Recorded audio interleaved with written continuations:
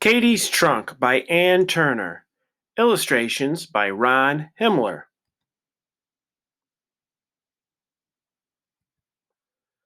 When I'd been bad all day long, hiding Hattie's doll under the sofa and never telling where it went, Mama sighed and said, I should sit you down to sew new seams all day and get the goodness straight inside. Katie, what is wrong with you?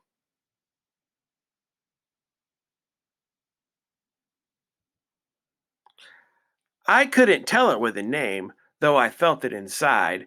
The way a horse knows a storm is near. I could feel the itchiness in the air, the wind bringing cold, the clouds tumbling over the trees, bringing rain, a sour rain. Must be, Mama sighed and sat down to tea. Must be all this trouble and fighting. Why, it makes me skittish as a newborn calf. All this marching and talking. These letters your papa speaks of. That tea they dumped in the harbor? Mama's hand shook. Tea in the harbor? Wasting God's good food. Brother Walter said, That's not the least of it. It will get worse. She peered at him. How could it be worse, Walter? Then she shut her lips on the words. Already we had lost friends, neighbors, families we had played with on the green and helped with building their new barns. Celia Warren no longer spoke to me. Her brother Ralph no longer spoke to Walter. Sometimes I heard that word hissed, Tory, like a snake about to bite. The rebels were arming, brother told me, marching and drilling beyond the meadows.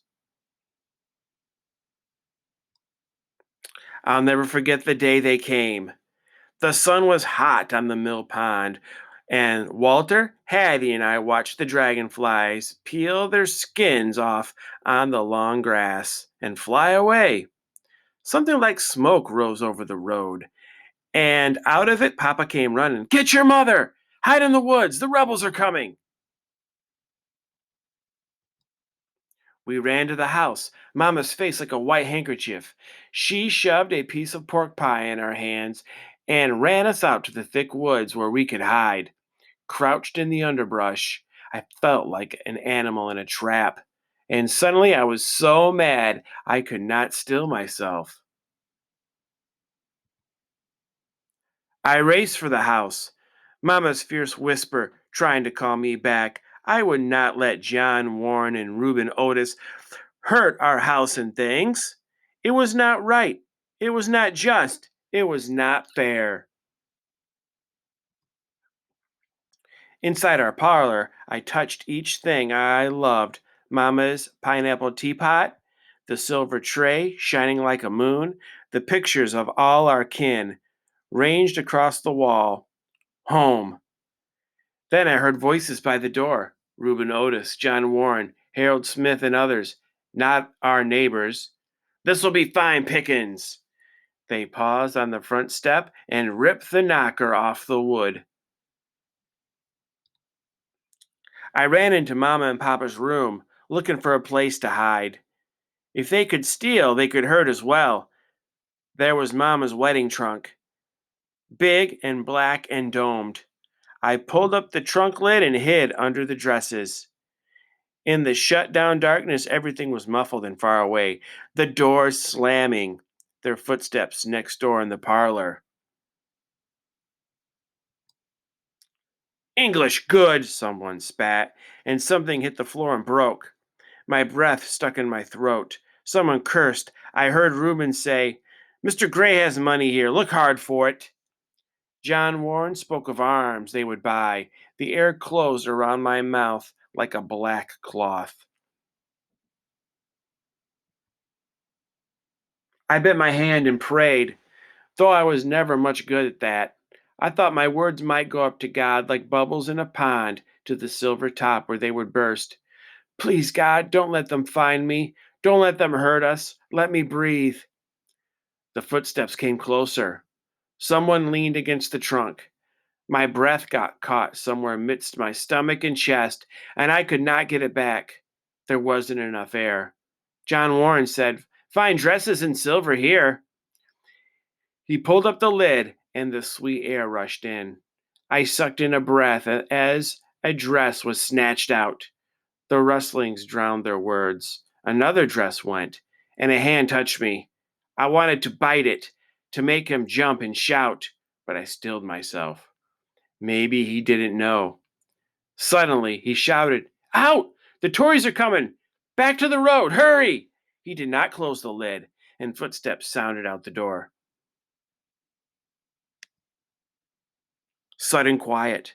My heart beat loud as the horses galloping down the road.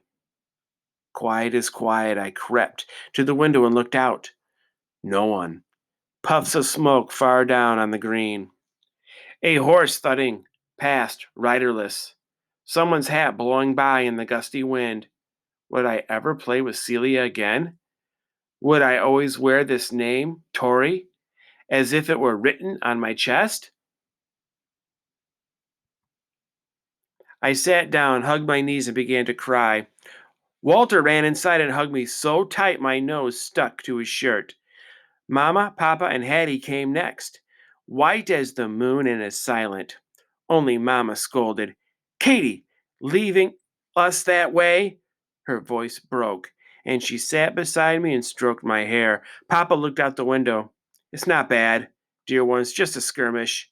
No one's hurt that I can see."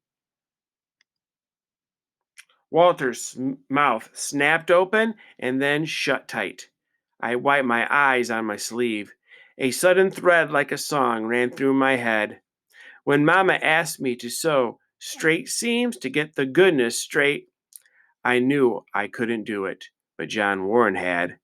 When I hid in the black stuffy trunk, when my breath got lost in Mama's dresses, he left the trunk lit up to let me breathe and called the others away.